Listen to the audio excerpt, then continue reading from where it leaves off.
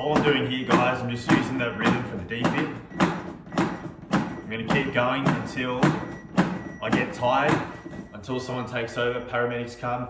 Every second minute, as I said, it's gonna reassess that person, reanalyze that person. If it wants to shock, it'll shock. If it doesn't want to, it won't.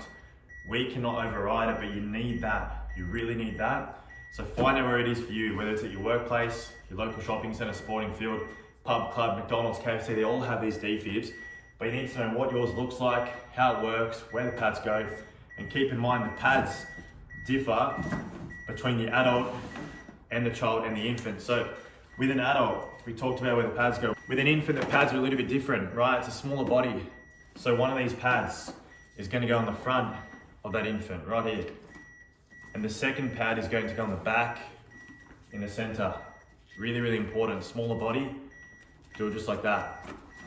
Then when we do CPR for an infant, we'd be doing the same thing. We're pushing on top of the pad now, so it's a little bit different. If you have a small child, do the same here as the infant.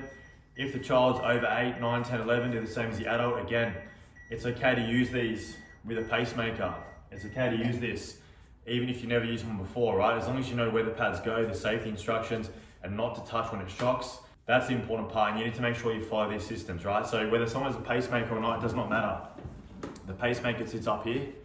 That's for someone that's conscious, that has a heart issue. It's gonna fix that rhythm when they're conscious. But if they're unconscious and they're not breathing, we need to do CPR, we need to put on the defib. And remember, the pads go here and here.